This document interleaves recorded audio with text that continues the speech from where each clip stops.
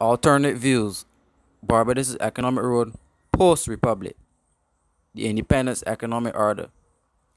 Barbados National Day represents the death of government-led socialist values in Barbados. It is a transition over to a new economic management style of governance, where the trappings of the old independent subsidized social services government begins to crumble.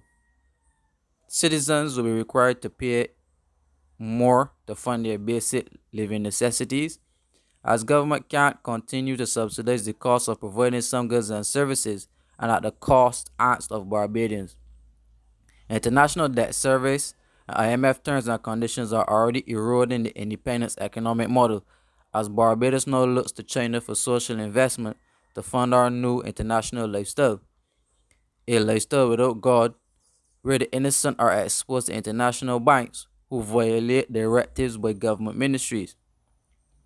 The political approach of government has left out a national agenda for developing the economy for locals, similar to the policies of the local conservatives who ruled Barbados before the independence era in the 1930s, 40s, and 50s. Since May 2018, the structure of the Barbados economy has taken a fundamentally different path that at most times clashes with the expectations of Barbadians who benefited from the independence era of parliaments in this country. The independence economy allowed the state to spend resources on the masses by building out the social services sectors and rolling out socialist economic policies to benefit all of Barbados. The Barbados National Day has no hope attached to it, as Barbados has to repay 829 million to the IMF by 2029 with no clear strategy as to how the country will balance debt service while still spending adequate money into the different ministries. Barbados had to sign another IMF program to continue its first incomplete program. International credit rating agencies issue statements to the effect that Barbados will only get credit upgrades if they continue into another IMF program to continue to borrow additional billions, and Barbados complied. The public sector of Barbados was built on the foundations of the independence order, which guarantees workers hired by the government their full legal rights enshrined in law. The Barbados independence era gave rise to the public service, which guaranteed employment opportunities in various ministries of government, such as health, transport, roadworks, tourism and telecoms, housing, education, sanitation, drainage, care for the elderly, agriculture, law, just to name a few. Apart from the provision of jobs in the seaweed program, the ash program, and the COVID 19 pandemic, there has been no productive growth of jobs since the signing of the IMF program within the government of Barbados. When COVID hit, the government of Barbados appointed an economic advisory council, which was led by former Prime Minister Owen Arthur, and its aim was to create 20,000 jobs. However, this was a political stunt and simply not possible. The government attempted to recreate the 1994 to 2003 era, where massive increases in government departments/government jobs occurred in this country. Barbados signed on to the IMF agreement, which promises to reduce employment in all ministries by reducing the wage bill, which stays at $850 million, cutting and merging government departments, placing high-level civil servants on contracts, cutting pension and social benefits from government to government workers, creating unfair environments for unionized workers, implementation of taxes on health care, implementation of garbage and sewage tax on water bills, a hike in bus fares to $3.50, then to privatize the transport board, the dreaded gas tax, increases in land taxes, compulsory acquisition of lands with payments in bonds, the leasing out of the Grant Adams International Airport, the leasing out of Harrison's Cave, and a planned privatization of the Barbados Water Authority, not to mention the recent rate increase by the Barbados Light and Power. In planning Barbados' economic policy, the makers determined that the independence economic model has created too many dependents on the Barbadian state for social mobility. The IMF is on record stating that Barbados' social programs are too generous to its citizens.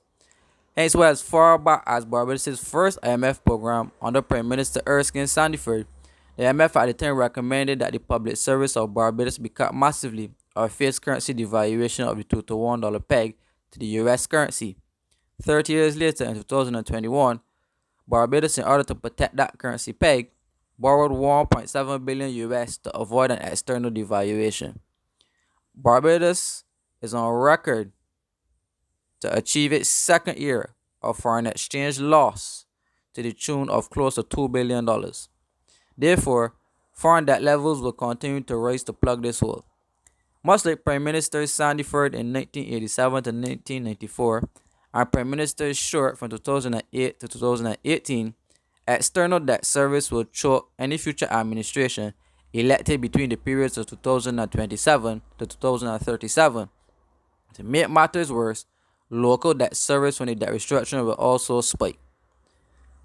All of these factors cut against the crust and core of both Labour parties, whom built their foundations on providing employment, workers' rights and representation, national insurance, severance and pension legislation, free healthcare, access to finance and credit, access to low-income housing and lands, access to free education, access to adequate water and waste facilities.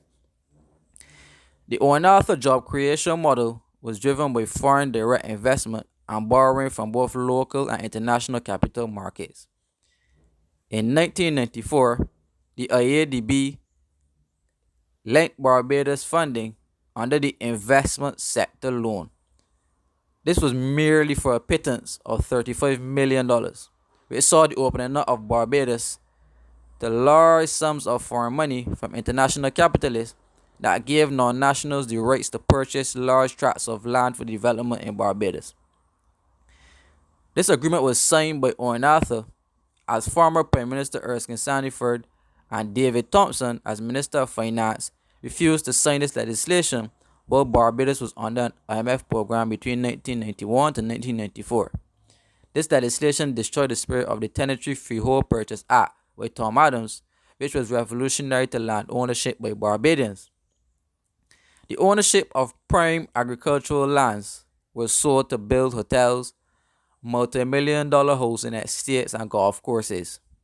In the modern era, agricultural lands are being leased to foreign investors, mainly from Canada, to grow medicinal marijuana in Barbados. The continuation of tourism services and the tourism services economy, where government provides tax concessions to large hotel brands, has expired, hence why they had to repeal the Fiscal Incentives Bill. COVID has broken tourism services to the point of record-breaking losses of foreign exchange. Barbados went through an economic boom after 1994, where the average employee with a university degree or a businessman who was able to attract middle-income earnings moved himself to higher social classes. However, he did so via debt in residential mortgages and car loans to banks, whom in 2022 are all foreign owned. The current cost of living, government's high personal income tax rates, and personal debt service are crippling these middle income earners. Therefore, the working poor is growing in Barbados. To end with a quote, the 2016 budget of former Minister of Finance Chris Sinclair, he declared that managing in these times has been difficult because, contrary to popular belief, solutions are far and few, fiscal space is limited, economic diversification is practically non-existent, preferential market access is a thing of the past, structural debt is high, development assistance is low, and social protection and development, the springboard to our social post-independent success, is becoming more burdensome to carry in the face of declining revenues. Barbados National Day was an attempt to usher in a new mindset engineered by the structural changes of BERT and soon BERT 2.0. And in the face of a 30-love parliamentary majority with no opposition, censorship, despotic rule, and rogue governmental practices, the continued state of emergency renders Barbados a ministerial dictatorship. Alternate views: Barbados' economic road post-republic. I am Kemar Stuart. Thank you.